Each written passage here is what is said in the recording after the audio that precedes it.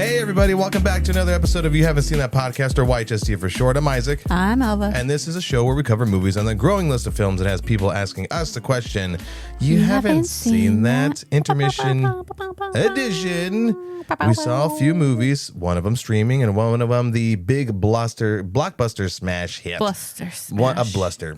But before we get into all that other fun stuff, we just need to remind you that if you aren't doing so already, and if you're a new listener, thank you for listening. Welcome. How did you find us? Who told you about us? We're a dirty little secret. Who was it? Yeah. I need to know. But if you are new here, or if you haven't done so already, shame. Follow us on social media at YHST on Instagram, TikTok, and YouTube, and in all those places you can like, and you can subscribe, and you can follow, and you can share. And you can repost things, and also you can be part of the bigger conversation where we're all communicating about the things that we like or maybe don't like. Or communication is key. You know, maybe when Alva does that pow noise, you don't like it as much. Just let us know. That's all I'm saying. I will beat you, whoever you are.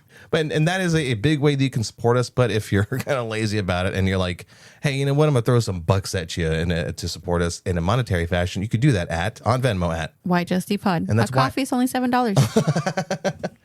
And a comment is free. So yeah, you can support us in any one of those ways, and we appreciate it greatly. If you've done it already, we appreciate all the people. Shout out to everybody who's done that. It has been really awesome. But let's get this started. Again, we have 2 movies, and we do actually have some news for you. So let's go ahead and keep you informed and updated on all the things going on in Hollywood, movies, and entertainment with a segment that we call YHST News. Gonna fill your brain with some shit. But good shit, though.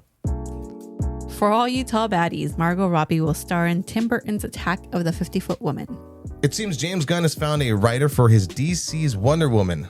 Ana Noriega will help bring a new version of the Amazonian to screen, but no update on who will be directing or starring. Gunn has stated that although the script is a priority, it will not be fast-tracked, staying consistent with creating quality material. Don't rush him, guys. Kevin Feige says Avengers Secret Wars is planned to reset singular timelines and reboot the MCU. But we all have trust issues. I do. Everyone's favorite OG Scream Queen, Jamie Lee Curtis, will star in a Murder, She Wrote reboot. Reports have come in that the ghost of Angela Lansbury will possibly direct. Grandmas everywhere will be cheering. That's my best Angela Lansbury. Or I had a stroke mid-announcement. You could have just named the Mrs. Potts. That's what I mean. The will they, won't they, will they again. Marvel's Vision Quest has officially wrapped filming, releasing on Disney Plus in 2026. And speaking of the short-lived speedster, because he was a Marvel, Aaron Taylor Johnson will officially star as the werewolf in Robert Eggers' Werewolf, with a U. Gird your loins. The Devil Wears Prada 2 is now in production. Armageddon! And lastly, the official trailer for Predator Badlands just dropped, showing our young Yautja, I had to look that up how to pronounce it, budding up with Al Fanning's Weyland-Yutani synthetic to take on his first hunt on the most dangerous planet in the universe to find a creature that can't be killed. You didn't know stuff, and now you know more stuff. You're welcome for that. Comment that you appreciated what we did. If it's useless, it's not useless. It'll come to you one day. What's that line? And then you're going to be like, thank you, YHST Pod, for giving me useless information. What's that line of Billy Madison after he thinks he's doing good with the debate thing, and the moderator goes, "We are now all significantly dumber for having heard that." It's what you tell me every day. Look, I don't want to know about Love Island, okay? But I give you useful information. No, you do have a lot of useful information and a lot of details about it. So anyhow, okay, let's jump into it. We've got 2 movies, and I think there's a lot to talk about with both of these. Yeah. Yes. So after 29 years, we got a Happy Gilmore sequel. 2. Yeah. Mm-hmm. I'm a huge fan of the original Happy Gilmore. We did watch it before watching part 2, obviously, because I wanted to remind myself just like how good it was. 100%, yeah. It's fucking amazing. Just like some of that comedy isn't just that type of comedy in the 90s. It was 96, I think it came out, or 98, one of those. But that type of absurdist comedy that was Adam Sandler movies, like they did hold a place in our hearts in the 90s. And then once like the 2000s came around, that type of thing kind of started to phase out. And it was just how like society kind of grew, much to my own chagrin, because when he had other movies, he did continue with like that level of comedy, and it just didn't hit anymore because they're just so silly. Now, I don't think there's an Adam Sandler movie that you watch and you're like, geez, it's just a terrible, terrible movie. Granted, I haven't seen all Adam Sandler movies. Have you seen the one about the remote? Click? Yeah. Yeah. Have you seen the one with the hotel? Transylvania? No, I know he does that one, but it's like the bedtime stories and the hotel. I remember the trailer. Yeah. Is that good? It's okay. Yeah. Click is also a good one that's surprisingly like a really depressing story towards the end. You know what? I haven't seen Jack and Jill, and I know he got a Razzie for that one. And a Razzie. That was a good movie, actually. Jack and Jill? Yeah, I seen that one. Oh boy, though, there you have it. Gotta put that on your list. Excuse me. I want to get your thoughts then on it. Like, what? Excuse me. Did Happy Gilmore, the first one, hold a place in your heart growing up, or where like did you grow up in a strict household where you weren't able to watch those types of movies? I watched Happy Gilmore, but I think I watched it more later on, maybe like a couple years after it came out. And at first, I didn't get the jokes. As you know, you're a kid, you don't get much of the jokes, and sometimes. But then you watch it later on, after like maybe a couple years after you first watched it, and you're like, if I can get this joke, yeah, I get the jokes now.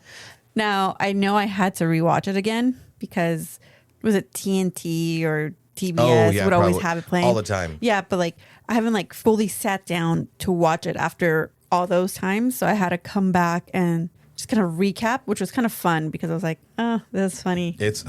These movies are just a ton of fun. Over the years, I've seen people clip this one part where Julie Bowens goes, "Happy Lookout!"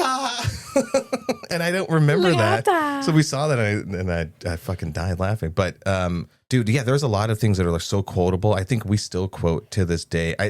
Both with Billy Madison and Happy Gilmore, which is why he has the Happy Madison Productions, because those are like the two movies that made him blow up and pop. Definitely, of course. And it's not to say that he hasn't gone on to do like really amazing dramas or, you know, comedies that aren't silly or fun. You know what I mean? Like they're still, for the most part, watchable. The Herbie Halloween was something that I was like, this looks completely dumb and silly. And then you feel nice watching it because you can tell that everybody had fun doing that. And then there's still some movies that we haven't seen that came out recently, like, was it Uncut Gems? Uncut Gems, which is one that I really want to see. Well, I was wondering why, by the way, the villain in this Happy Gilmore, by the way, spoilers on all these movies, the actor, was his name Barry Zafty?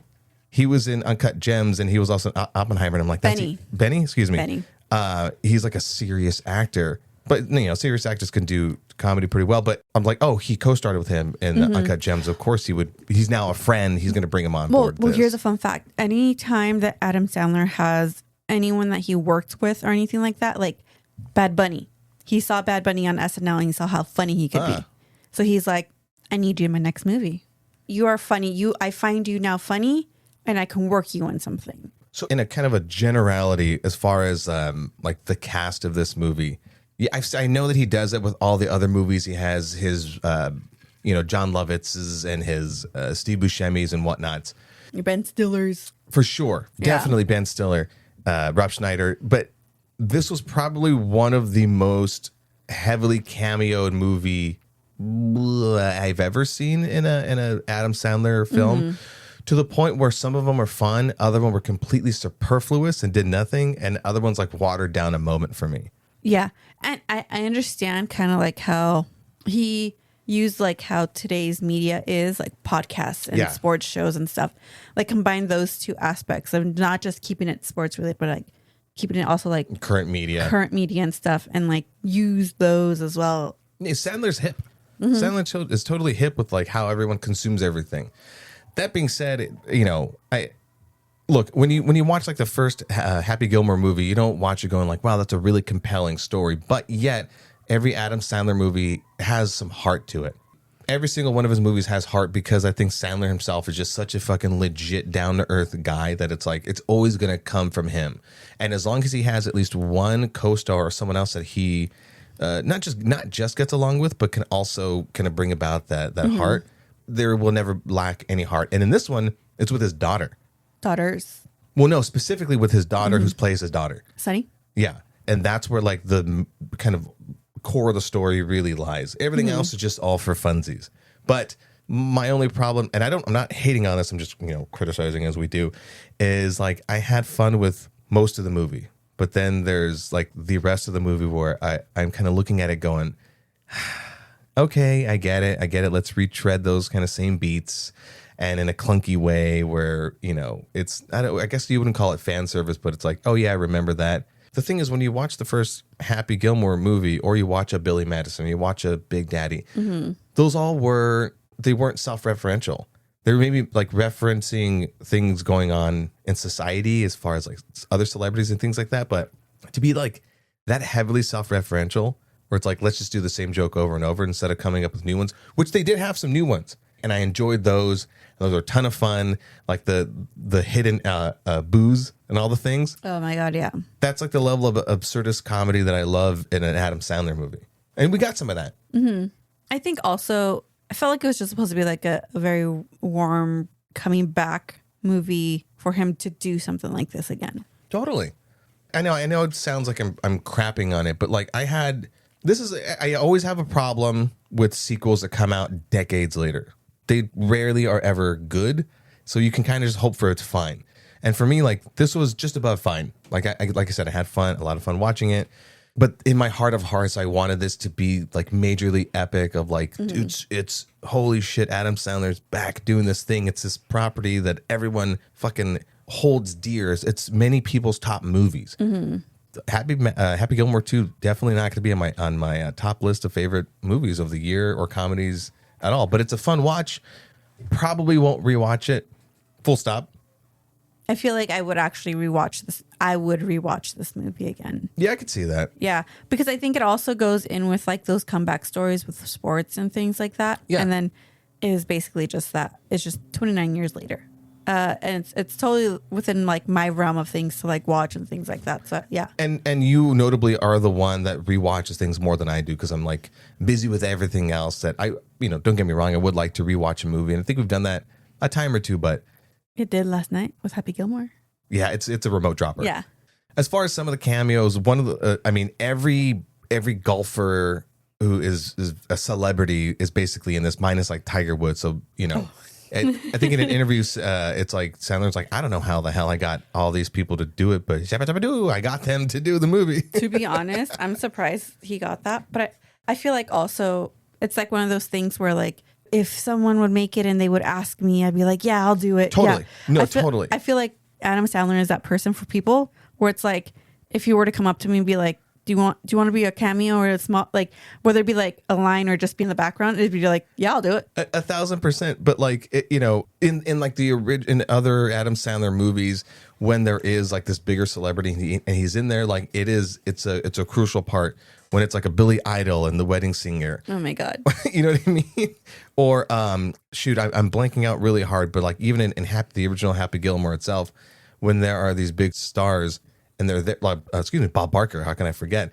It's this iconic thing. But when you have like who's the Kelsey brother? Travis. When you have him in there, you go, okay, it was kind of funny to see Travis Kelsey, tied up to a post and eaten by a bear or whatever, but I don't know. I think that one's more for his daughters.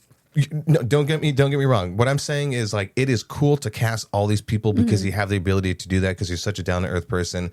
Why not bring everyone into the sandbox? Not what I'm saying. Totally agree with that. As far as servicing the movie, it waters those things down for me. I feel like I would have to go back to New Heights and see that interview, the podcast that he has with his the Kelsey brothers have, and see how that came up. Just to see like what was the whole like him being into this. Maybe he just wanted the role, but I know that Adam Sandler's daughters and wife, like basically his whole family is like very big Swifties. So him having Travis Kelsey in there was 1 degree separation from actually having Taylor Swift there. How did you feel about the Eminem cameo?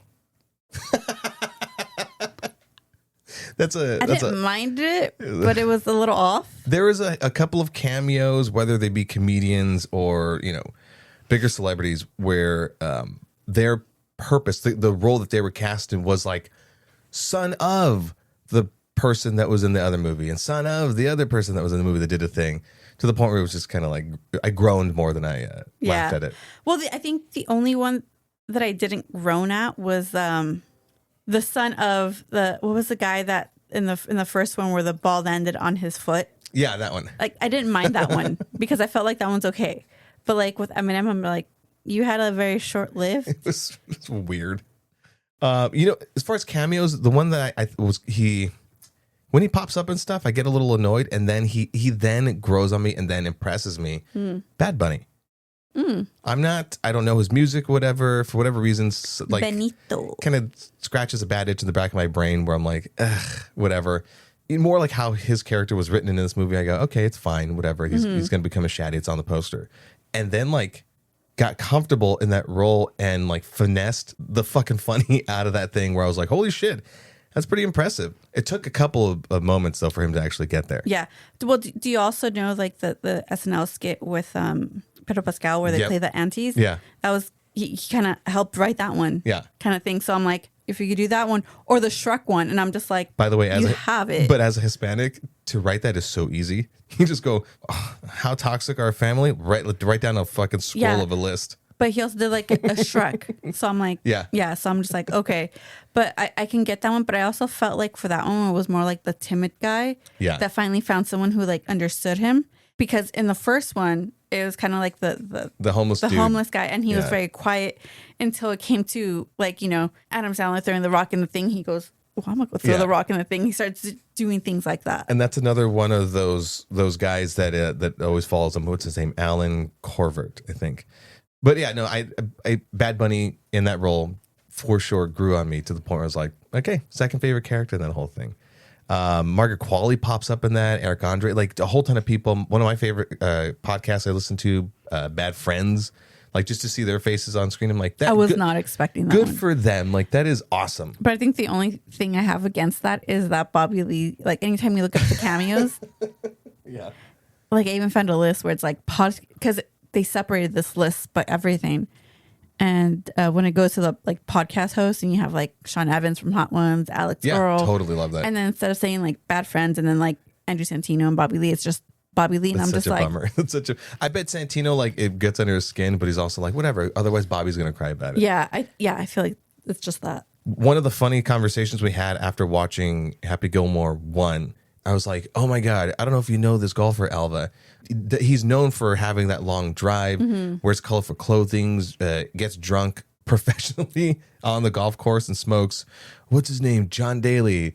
And we look him up and you're like, well, that's an atrocious looking person, whatever, but he's a professional golfer. And this motherfucker has like an important role in this movie throughout the whole thing, popping up like as their uncle or something. Fucking hilarious. I pissed myself laughing. I'm like, that's the guy I was just talking about. I feel like he just played himself, to be honest. That's exactly what he did, which was a ton of fun. And then lastly, unless you have anything else to add to the movie, I was so bummed out. I was excited to see Julie Bowen come back as her role as Virginia. And I was so pissed off that they killed her off so fucking quickly. Where I'm like, dude, because we're rewatching Modern Family, so I'm like getting to know and fall in love with Julie Bowen, and I was excited to like see her in this movie, and then they just KO'd her. Spoiler, by the way. I gave spoiler warning at the beginning. That pissed me off. That really bummed me out because when movies do this, when sequels do this thing where they just completely erase the happy ending of the previous movie in order to try to, it's like then this movie didn't need to be written kind of thing. As far as the story is concerned, I'm just nitpicking this thing. I'm like, oh man, and then you killed off Julie Bowen. That bummed me out. That really bummed me out. You killed her off, but like still included her in like as like a ghost, which I was happy with that she was still there. And I thought actually technologically wise, I thought it was really cool when her and Happy were having the conversation in front of her, holding the pictures of beer. Oh, in the happy place? Yeah, the happy place. Yeah, exactly. With in the lingerie. I think my favorite happy place is the one with Bad Bunny. That's what I'm talking about. Yeah. Go to your happy place and it's just like a freaking bear with. And there are some jokes that are for those who have grown up now. Where now we're like achy adults. Where now his new happy place is like being on the pooper and laughing at memes and finding that your waistband is actually a medium now instead of a large. Yeah, those things. And I go, I can I can relate to some of that shit. So it's there. It's a fine movie. It's fine. It's definitely fun. I don't think anyone's gonna like watch and hate it and regret watching it. There are 2 cameos that I didn't expect, and one was Kid Cudi being an FBI agent, and you're like, who? And I'm just like, that guy. Yeah, I don't know I don't know my hip hop. I don't know my current music. Yeah, and then there's was it Cameron Boyce? Yeah. Even though if it's just a He was a Disney star who died in his sleep at a very young age. seizures. Yeah, Yeah. he suffered from seizures. Yeah, and he worked on I forget what movie with Adam Sandler, but yeah, his little tribute to him. And he does actually an interview where he talks about him and he goes, no, like I really loved and I wanted, you know, kind of in a way like wanted to mentor him and stuff like that. But that's why he put it in there. He's like basically put all the people that he cares about in the movie. Down to earth guy. Yeah.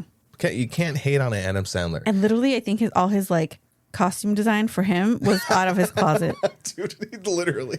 It's like, what am I going to wear today? I heard somebody There you say, go.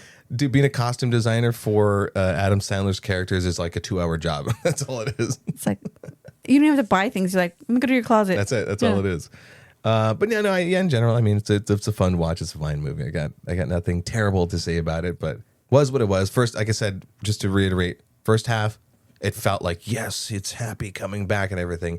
And then the second half, because they're now competing with like a more, X Games kind of more fun golf. like a hybrid league. Yeah. It gets really silly and it jumped the shark for me. Mm-hmm. But that's that. Anyhow, let's get into something exciting where we can talk about even more.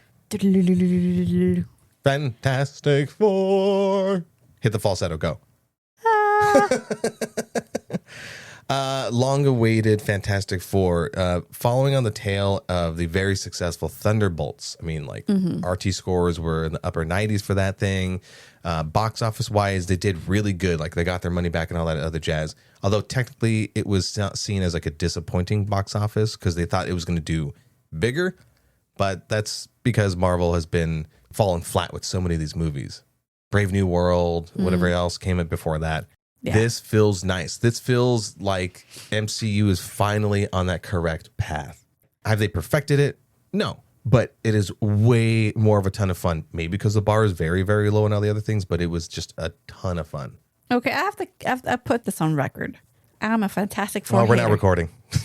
I'm a Fantastic Four that's hater. right, yeah. I'm a Fantastic Four hater through and through. I don't even hide it. When we were walking into that movie, I'm like, before we've been, as we're literally walking into the movie, I'm like, man, I'm feeling pretty good. I'm feeling pretty optimistic. And you're like, yeah, sure. We'll just see what happens. I'm like, okay. And you kept silent throughout the entire walk back till we got in the car. And you're like, well, okay. So backstory. So backstory. I, as a kid, loved watching the Jetsons. Mm-hmm. This movie has that same feel totally of the Jetsons. So that there in itself already has grabbed my attention. Next, of course, Pedro Pascal is like a plus. But next, it actually has a story and it follows that story. It doesn't get lost.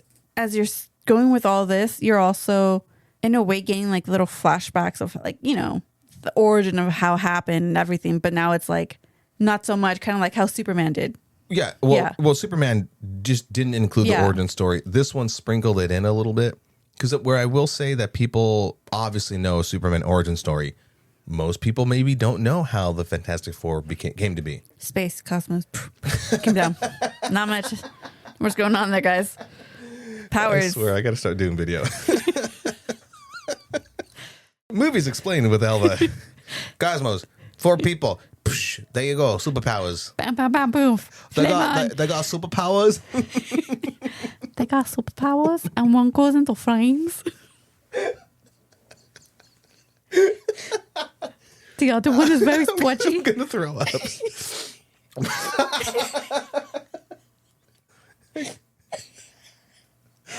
And the other one's made of walks. Like from the ground.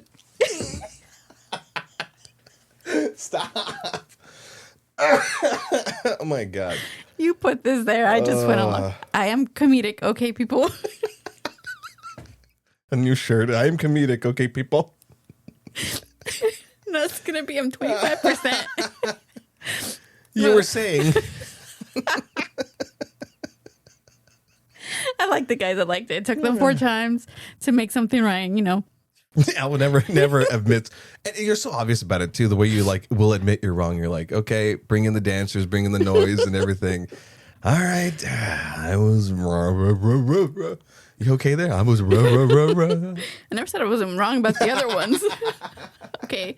I'm just saying that they finally got something right. They did. It took them 4 times. 4 times, yeah. Are we including the that one 90s one that they made? Yeah. Okay. Yeah, I think so. Yeah, I believe so. I think.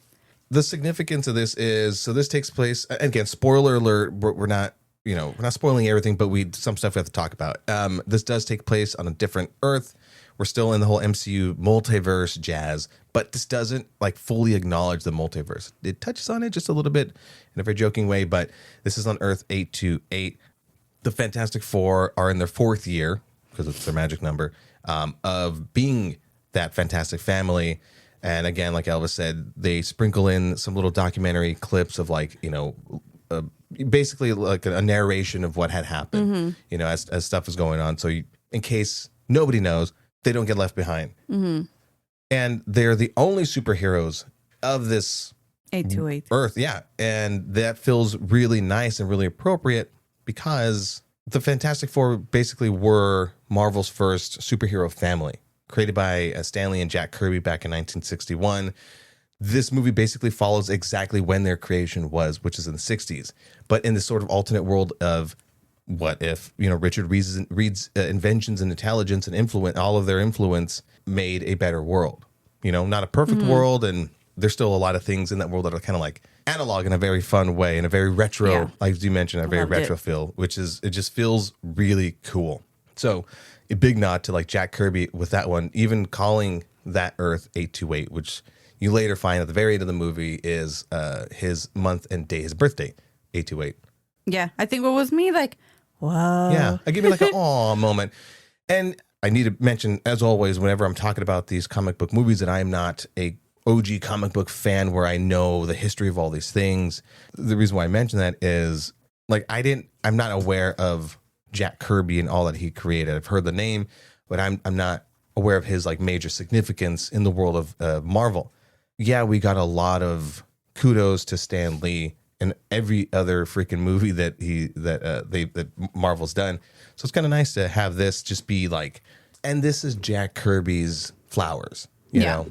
I had to Google it after. I'm like, who's Jack Kirby? But then again, I'm not really much into comic books and stuff like that. So I rely on you for most of my stuff, if not Google. One big thing that I loved about this wasn't just like the feel, the vibe, but that hopefully that we're now in this realm of like, let's just go comic book accurate. We've had 30-ish years or whatever of superhero movies, right? Around that time. Mm-hmm. And we've done different iterations of superhero stuff where it's like, what if the superheroes like the original Fox Fantastic Four, what if they were in like our world kind of thing, mm-hmm. Or what if superheroes were more grounded and gritty and mm-hmm. origins stories galore? This is just like, what if the superheroes were in their world, in the world of comic book stuff that's, fantastic feeling. In a day-to-day life. Which I think also made me kind of like it a little bit better because it seemed that anytime that they were doing like a little day-to-day life thing, it wasn't like very fangirling people around besides the children. But like everyone kind of just like treated them like, hey, you're going on your way. That's where these superhero movies succeed is one, when they're standalone, when you don't have to do tons of homework in order to like when we had your dad watch Captain America Brave New World, mm-hmm. he had to have seen 32 other things as well as TV shows. He doesn't know what the fuck is going on. I didn't know what the fuck was going on half the time. You can go into this pretty much fresh, not knowing much, peripherally aware of Fantastic Four, and enjoy the hell out of it. Yeah. But going back to what I was saying, when you have these characters just in their own world, not having to interact with anybody else other than themselves, is you get to slow it down a lot. It's a fast movie. It's a 2-hour movie. And there's a lot that they pack in there, but they make sure to show what they're like you said, on the day-to-day basis, to make them feel real. Mm-hmm. Because there is a portion of the movie where they are celebrated. I mean, that's the beginning of the movie. They're celebrated and they're idolized, mm-hmm. Which can dehumanize them. But then it immediately slows down and shows them they're just having a dinner. They're just normal people figuring it out too. So-and-so is late for family dinner. Yeah. And then as far as like the Fantastic Four's dynamic, in all the other iterations, you maybe got more of a dysfunction. I mean, that's I don't know if you knew this, but like that's why their powers are their powers. Richard Reed would always stretch himself too thin, and he would be so involved in his work that Sue Storm felt invisible. Johnny Storm was more of a hothead than this iteration really was, and then so it's their flaws. yeah, exactly. And then Ben, had Walls up. yeah, bingo bango. So you don't see that level of dysfunction, but there's still enough of a dynamic with their interactions that it feels nice. Like you feel the love, you feel the heart, but more specifically, the heart, the two characters that gave the most heart would have to be, and I'm so glad that they finally did this, because in other iterations, she just was like there. Sue Storm is the heart of this whole movie. Yeah, I like how this one, she was the one that's like reasonable, level-headed. She's basically in a way spoke for the other three because they got a little too hot-headed sometimes. They're like, no. As well as for the country. Yeah. And at the same time, it's like, I got you. Don't worry. Let me do my job. And so when she goes Mama Bear, you're like, yeah, fuck yeah, you go Mama Bear. And then second to that is Ben. It's always been shown in every other Fantastic Four work that he is bothered by him being this outlandish looking creature. I would too. And they kind of touch on that here. There's a little glimpse of that. He's still kind of working through some of that stuff. But even aside from that kind of, beaten story, there's these moments that, and I think it's both a combination of the visual effects and Eben Moss Backrack that plays Ben, who is able to illustrate the soft heartedness. Yeah, he's a big rocky guy, but like he has such a gooey center. From how he's like looking at Sue when he figures out that she's pregnant. Oh, I feel like they're like, in a way, you know how like when you have a best friend, when they're like, they're hiding a secret, you're like, you have something. And then you finally figure it out, be like, it's this, isn't it? But he's definitely that heart. I mean, there's apparently there was other scenes that were kind of deleted that showed more of him being such a softie. One was like a dating game show that he was on. Another was as simple as like him petting a dog. Aww. Yeah, I know. It's like, why'd you cut that out? So simple. But cut off the animal scenes. But he is definitely hard, and I think I feel like it was quite a choice to not have him be like have a gravelly voice. Yeah, because very I feel soft spoken. Because I already feel like his voice would fit that character himself. Really? Yeah. Because I was a Michael Chiklis who did in the Fox's version where he's like, "It's clobbering time. It's very gravelly like this." No, like when he had his lines and he, it's like I'm in a way watching him voice himself, but because I've also watched him in The Bear, so it kind of had that same feel. Is he like a soft-hearted guy like that in The Bear? I've not seen The Bear. I probably won't ever watch it. Like a bits piece of, like I haven't finished it completely. Speaking of the other actors, because a lot of people have a problem with this, Pedro Pascal. How did you feel as far as his? And I love me some Pedro Pascal. The way he interacts with his coworkers, co-stars are completely questionable, and we won't get into that. But as an actor, how did you feel he did as Mr. Fantastic? That's a loaded question, my guy. I felt like he played that person, like that character well. And he kind of had like that soft-heartedness of like, when he's with Sue, he's like more of like himself, but like he's also like showed the anxiety of like trying not to solve a problem, or like there's a problem, but he can't have the solution because it's morally questionable. Yeah, and how he battles with that. Mm-hmm. If you were to have somebody else play that, I don't think it would show as well. But with him, I feel like he hit it where it's like, no, but like I can still, but it was in his eyes. Yeah, no, that showed it. I totally agree with that. I don't know what a good Richard Reed's would be, like who would be perfectly cast as him. Like it's so fun. It was fun to see John Krasinski play him in the Multiverse of Madness. And when they cast Pedro, I go, oh, okay. I mean, he's in everything, sure. And I don't know if he has the look for it, but aside from the look, as far as like the emotion of it, the heart of that character, not to overuse that word, but I think he illustrated that perfectly well as how he was written, where, let's be honest, his superpower being stretchy is kind of silly compared to everyone else has a really fucking cool power. It did well on screen, but Richard Reed's first main power is, and I can relate to this, the big noggin of his is his he's the smartest person on earth. Second to that is Victor Von Doom. So for him to be able to show that in the majority of the movie, like this is the importance of that. And what comes along with being really smart is knowing, like you said, that sometimes a possible solution morally, ethically questionable, that you have to ponder it. And the fact that he's always working on his work, like he's not stopping to take a moment for himself, except for those small little moments that are shown, but they're very limited. Yeah.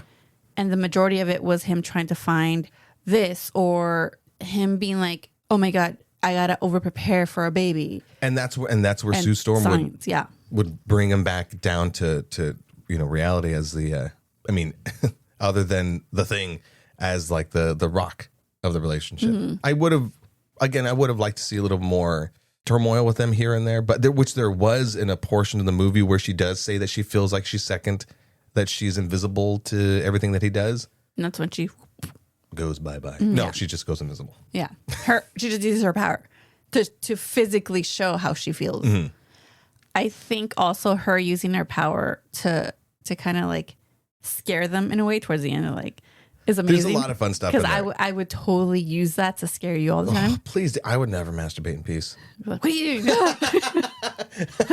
Please don't. That got me really nervous even thinking about it. And then lastly, as far as the characters, Joseph Quinn as a Human Torch, he was okay for me. I mean, I dig me some Joseph Quinn. I feel like there could have been other people to play Johnny Storm. They toned down like the hot-headedness of this character in this iteration. They made him smarter than anything else, so they're all like functioning scientists. I kind of like that though, because I don't know, with the other ones where it's like one's kind of mostly like a playboy, and then just like, and then I'm like, well, what do you have to offer to this? Exactly. For this one, I'm like, at least you have something you're offering to.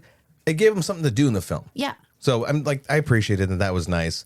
And all in all, like, I think it worked. I'm a bigger fan of Vanessa Kirby in this role. I think she was a perfect Sue Storm. A couple of story beats real quick. I think I had mentioned, so the first act of the movie felt safe, and I think it was meant to feel that level of safe. You get to see them do all the street level things and who they are, and as a family, and as superheroes, as celebrated superheroes. Like introduction to who they are in a way. Correct, but even still, like, things were relatively safe. And I loved when that mood shifted as soon as Julia Gardner as Silver Surfer, Shalabal, I think, is introduced to it, which she looked great. It was awesome. And I'm not going to even get started on people being like, hey, it's a fucking girl. They gender changed it. Who cares? It worked. Julia Gardner is an awesome actress. Her performance came through in this role. And when that whole tone shift where everybody didn't feel safe anymore, like, it worked for the film. I felt the danger of it, and I felt where they were like, yes, here's a challenge. Let's go do stuff. And finally, we're at the Fantastic Four. Let's go to space, which is apparently what they like are kind of known for doing. They're explorers, they're astronauts. So to see them go attack a problem, go to it, is a lot of fun. And that whole fucking space sequence, from them using the engines to go light speed, from them going to Galactus's ship, and just the fucking scope of Galactus is just super awesome. To that chase on the way back was intense. I have not seen anything like it. I thought it was a lot of fun, and that locked me into the movie. 100%. No, I mean, I felt like they were like Earth's ambassadors. Mm-hmm. Yeah, it was all fun. I was like, oh, and like in my head for a second, I was like, and there, right there is where Superman would be flying.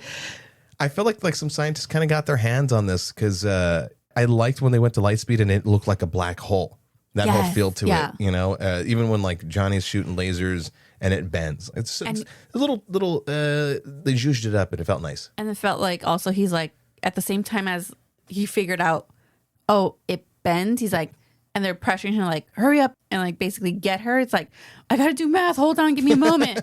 Which also gives him a little bit more purpose and not makes him more of just like looks. On a technical aspect, how the whole film was shot was on Panavision, or as they called it, Fantastic Vision in the promos and stuff. Even though like there was like the obvious CG things or things that were like sort of, improved by visual effects, I was kind of surprised by the big set pieces that they had to make it feel like as grounded as possible.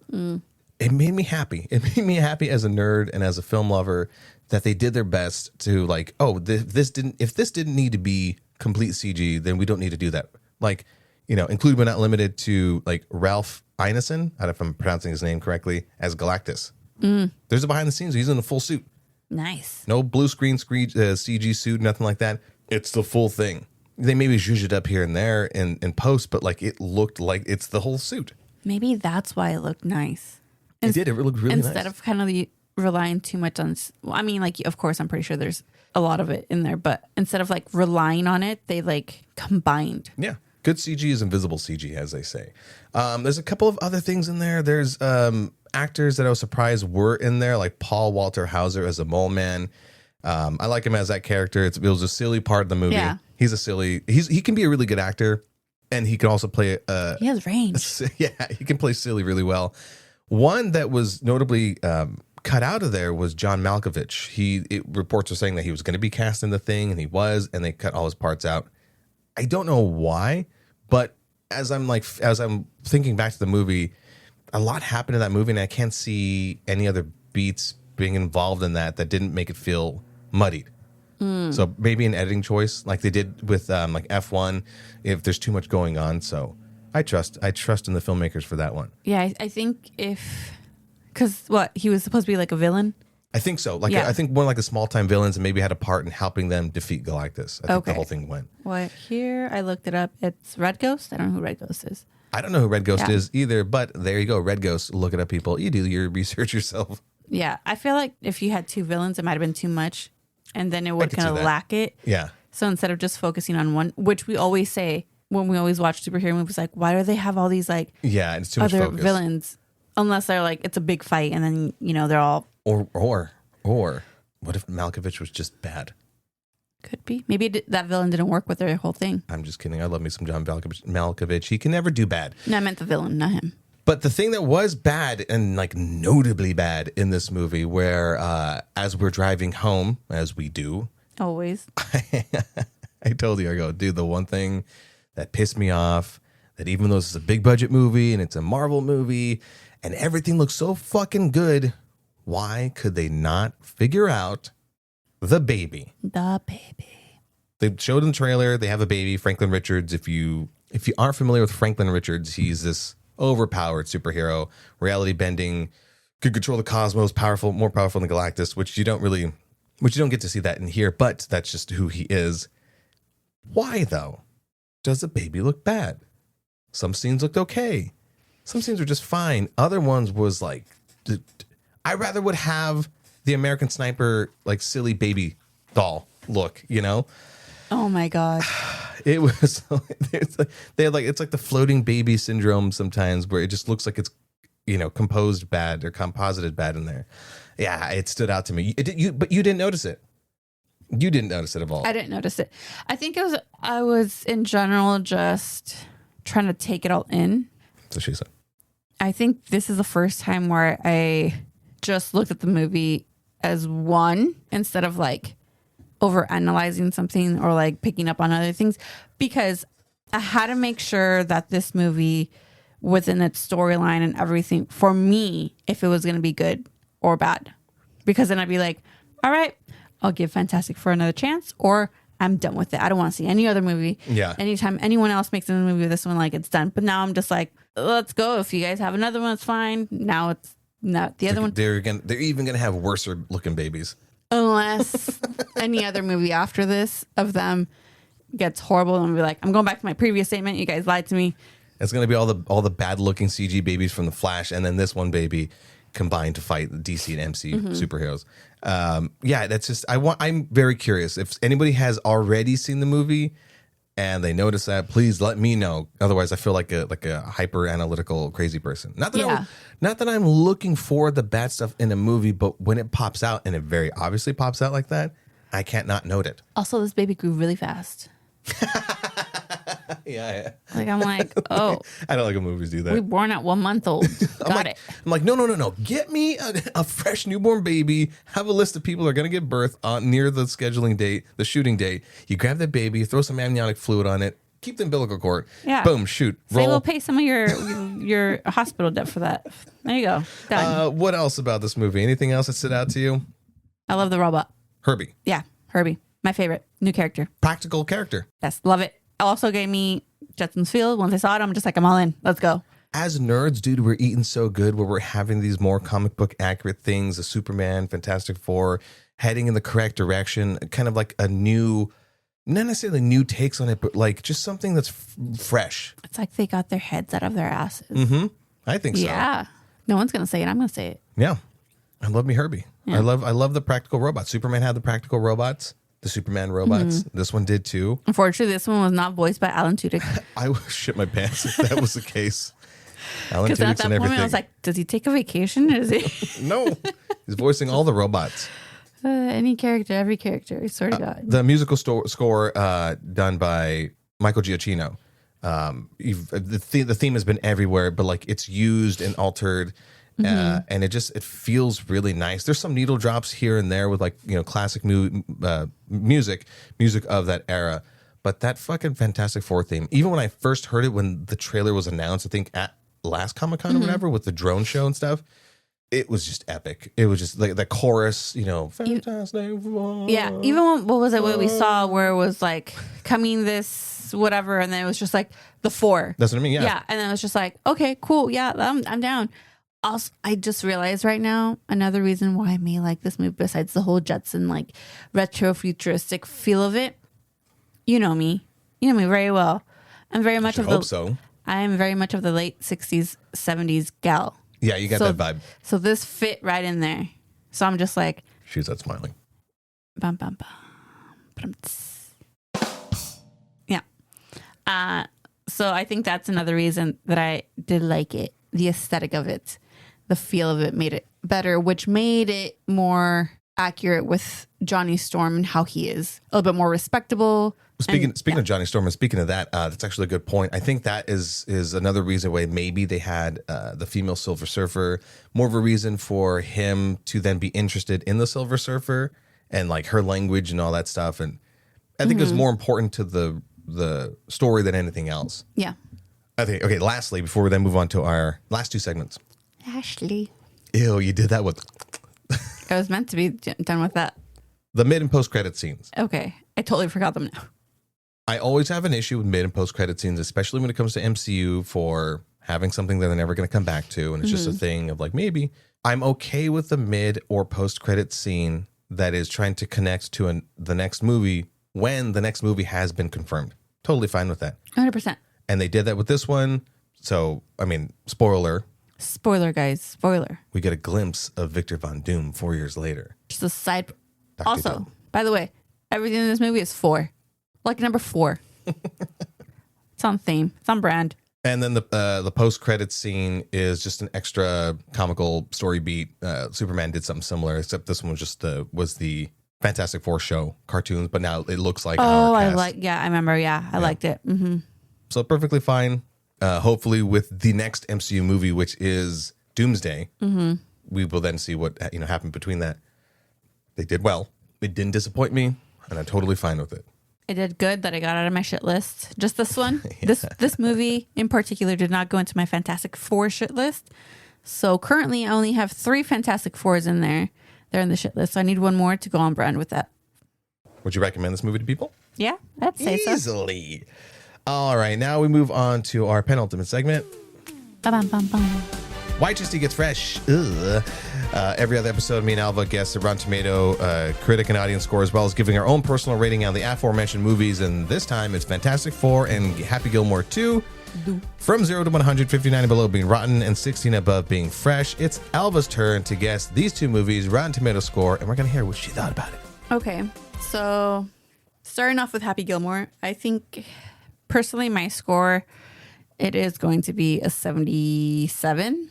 I think critics might have given it like a 73. I'm not so sure. Mm-hmm. And audience may have maybe gone with an 80 because it's audience.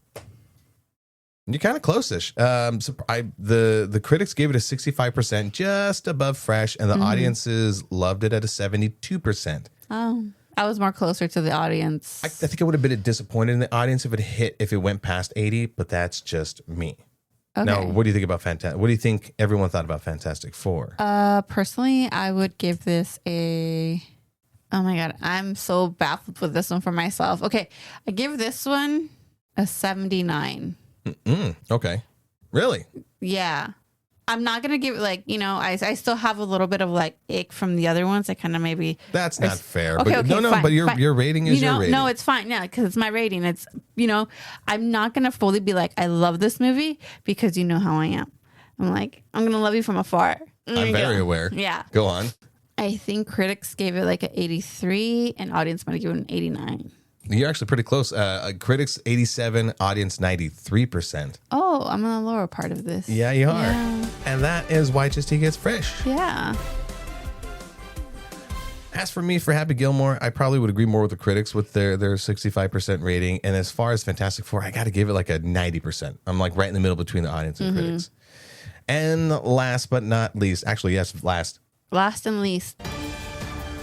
our movie trivia that we are very competitive about, and you're 2 points ahead. 3 points. I think 2. 2 points ahead. Even though I missed one complete question. If you're not familiar, this is a game where we have to guess the movie, and we have 4 rounds, 2 rounds each. And we start with the more obscure, difficult actors, right? We're listing 5 actors, and so we have a total of 5 points. If we don't guess it at that one, we go to the next one. It's a little easier. 4, 3, 2, 1. If we don't know the actors, that's that person's fault for not knowing it. We cannot look up the photos of the actors because it might just be too much of a giveaway. A little too much. And so we've learned in past episodes that some people are a little more rude about this game, and others just want to make everybody happy. I'm not rude. I'm actually just. I didn't say anything. I said some people. There's only 2 of us. I'm not rude. You gave me the rules. I'm following them to a T. I'm not sorry that you're not getting the rules. Sorry, not sorry. Okay, all right. I'll guess first. Okay. Bill Pullman for 5 points. Bill Pullman. Spaceballs. No. For 4 points. Orson Bean. Orson Bean. Am I pronouncing that? Yeah, Orson Bean. Orson Bean. I might be saying the name wrong. I don't even have a... Wait. Hold on. Independence Day. No. For 3 points. Ashton Sanders. How'd you start with Bill Pullman? Damn, you're a dick. That's... I'm following the Oh, are you? Okay, I mixed mine up. Yeah, no. I don't know. For 2 points. Pedro Pascal. And Bill Pullman's in this? Yes. Unbearable Weight of Massive Talent? No. For 1 point and 1 point only. Denzel Washington. Gladiator 2? Eh. What? Equalizer 2. Was Pedro Pascal in Equalizer 2? Holy shit. You know what? I haven't seen that movie. Damn it. That's the one. I saw Equalizer 3. I haven't seen 2. But you see how I went from the you told me to go from the least 5 to the Yeah. Following your turn. rules. Your turn, Dick. All right, for 5 points, Ike Barinholtz. Don't know who that is. Yeah, you do. For 4 points, Tiffany Haddish. You don't know who that is. I do know who that is. This is nice. I don't know. For 3 points, Demi Moore. Oh my god. Next. For 2 points, Pedro Pascal. Shit. Hey, we had for 2 points. I wish we had a video for your face. Oh my god. I feel like this is going to be like some stupid action movie. Go ahead. You want to take a guess? No. You know Pedro Pascal movies. I'll let you take a guess. Oh shit. I don't know this many Pedro Pascal movies. I'm pretty sure it's not The Unbearable Weight of the Something Talented, whatever. What's your guess? I just said that right now. What the what? Nick Cage, but I don't think it is. I need a title. I don't know. The Unbearable Weight of a, I don't know. The Unbearable Talent of whatever. I'm pretty sure this is it, and I'm just there, and I don't have the exact name of the movie. Just go. I'm gonna need a proper title. I can't Google it because we're playing a game. You can't Google it. Nicolas Cage is for 1 point. I know. This is why I said You it gotta for know the 2. title. Oh my god. You said You're it. so there. Exactly. I said it because I knew it was an answer to my fucking things. That's how much I do the seeding. Yep, okay. Bill Pullman. Will you please start with that one at the end? Fucker. Fucker. Come on. The Unbearable Massive. No. Gosh, you're almost there. The Unbearable Massive Talent. The Unbearable Weight of Massive Talent. Damn. You were there. And I know you, and I know you, as you said prior. I was close. You're so close. I was so close. Okay, hit me. Michael McKean. For 5 points. No. Okay. For 4 points, Chris Farley. Tommy Boy. No. For 3 points, Adam Sandler. Billy Madison. No. For 3 points, Steve Buscemi. Big Daddy. No. I know Chris Farley wasn't in that. And why would I put Adam Sandler third? Yeah, but you have Michael McKean. I remember who that is. Okay. For 1 point and 1 point only, Brendan Fraser. Oh, Spinal Tap. No. No, Airheads. No, you already It's answered Airheads. it. No, It's you Airheads, said though. I know, but is it Airheads? it's Airheads, but you got no points. Damn it. All right. Okay. Your last round, your movie. For 5 points, Kevin Nealon. Don't know. 4 points, John Lovitz. Are we going with Happy Gilmore? For 3 points, Steve Buscemi. Buscemi. The fun part is it could be any of his Adam Sandler movies. I like how you went with the same theme, but we didn't know where we're going. Oh, is it? Oh crap, Big Daddy. For 2 points, Drew Barrymore. 51st Dates. And for 1 point, Adam Sandler.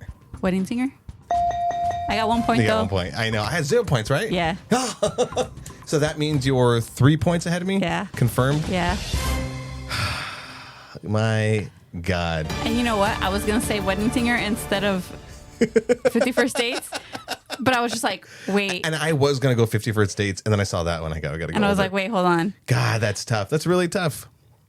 I think with some of the movies like this, where they have the same cast throughout the whole thing, it makes it an extremely challenging and fucked up game. Yeah.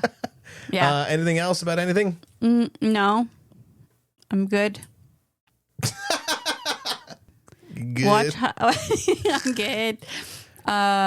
Watch Happy Gilmore 2 and watch Fantastic Four First Steps. Am I right? I'm Yeah. saying that correctly? Yeah, there you go.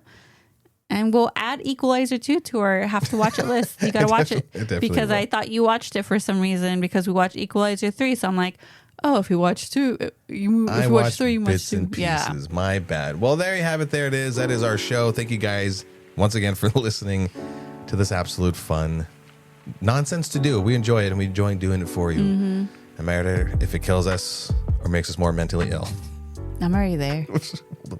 We'll keep doing it. Woo, woo. Follow us on social media at White Justy Pod. on Instagram, TikTok, and YouTube, and all those places. You do all the things that people usually do, and they're kind of how we tell you a bunch of times. I don't know, comment, like, and share, man. And then if you want to support us monetarily, At White Justy Pod. on Venmo. So do all those things. We really, really appreciate it. We love everybody. We really mean it. Please go to all those things and let us know what you thought about these movies. Let us know if I'm wrong, why I'm wrong, or an idiot or an asshole, and why Elva's just so gosh darn adorable. Let her know. And funny.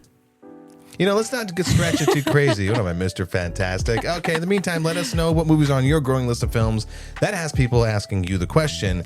You haven't seen that? I'm goddamn Mr. Fantastic. Only works one movie, man.